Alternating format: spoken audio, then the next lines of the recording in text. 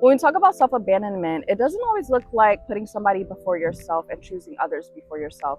Sometimes it also looks like disconnecting from your inner world to stay functional in your outer world. So anytime that you deny your truth, that you suppress your emotions, or that you neglect your intuition, you are self-abandoning. And this is also because a lot of the time stability feels safer than authenticity. So psychologically, it's a survival adaptation. And this is because your nervous system learns that being low maintenance, being productive, or being compliant reduces risk. And when this happens, it's really just disconnecting you from your own inner guidance and pushing you into a space where you feel the need to perform instead of being and living in your truth. And over time, self-abandonment causes burnout, it causes chronic anxiety, and it also causes numbness. So for today's Talk with Tyy Tuesday, I'll be talking about the psychology of self-abandonment, how it shows up in forms, as well as how to return back to yourself. So if this is something that you're interested in, let's get into it.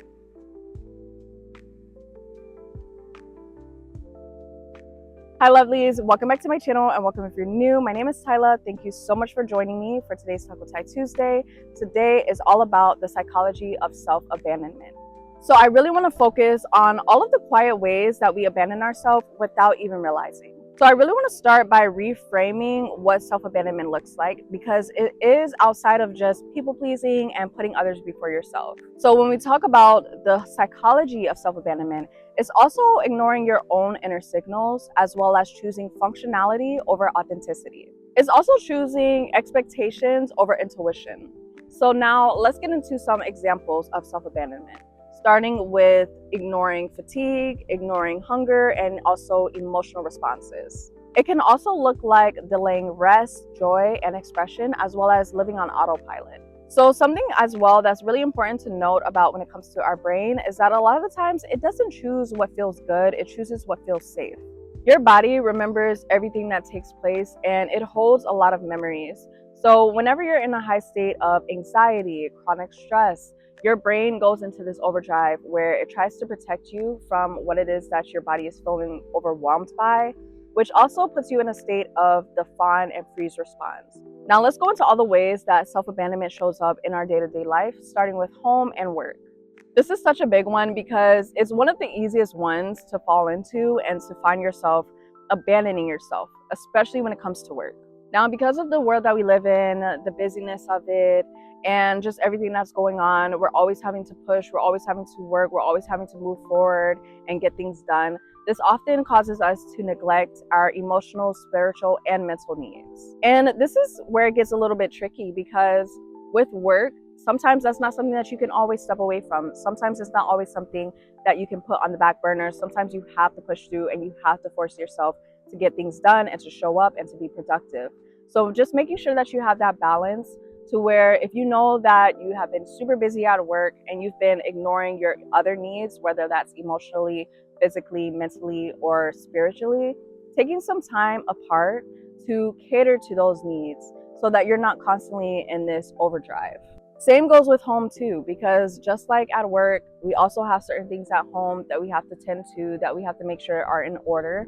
So just having that balance. Another way that self-abandonment shows up in our day-to-day is through our body and health. It can even be as simple as feeling hungry or wanting to get something to eat and putting it off because you want to finish some work or get something else done, which is something that I'm super guilty of. And I've been trying to be very intentional about listening to what it is that my body is telling me it needs in the moment. And even that may seem like such a small thing, but it is a form of self-abandonment. Even when it comes down to feeling tired and not allowing yourself to get extra rest because you want to push productivity. The next one is in our decision making on a day-to-day. Are your decisions coming from a place of something logical, something that you feel is actually best for you, something that's conducive to your growth and what it is that you need to get done? Or is it coming from a place of people pleasing, of making sure that others are okay and putting others' needs first? It's so important that when making decisions, you stop to analyze whether or not you are abandoning yourself and your needs in that moment, or if you're making a decision from a grounded place. Next up is in our emotional life, which can also be easy to neglect, especially if you're so distracted and so busy with other things going on and you're not actually taking the time to reflect on what it is that you're feeling and allowing yourself to work through those emotions, to feel what it is that you've been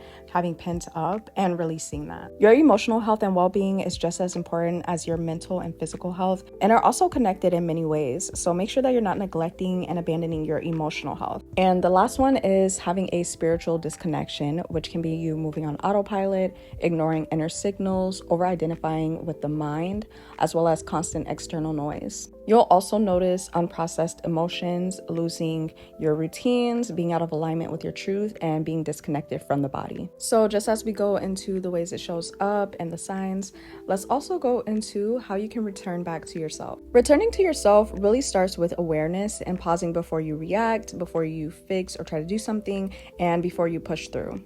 So it's practicing small honesty with yourself and admitting when something feels off, even if you don't know what to do about it yet. Listening to your body instead of overriding it, noticing tension, exhaustion, or ease, and letting that information matter. Sometimes it's also about staying with discomfort instead of escaping it and trusting that you can feel without abandoning yourself. Over time, self-trust is rebuilt through consistency, keeping small promises to yourself, and showing up gently over and over again. Now, to end out this video, I want to give you all 2 prompts that you can reflect on, which is where do you override yourself most and where do you stay functional but disconnected? I hope that you all enjoyed this video and found it useful. If you did, definitely be sure to like, comment, share, and subscribe. Comment down below anything that you feel, any thoughts that you have, or anything that you're currently working on when it comes to self-abandonment. I will be happy to chat with you guys. I love you all so much, and I'll see you next time. Peace out and much love.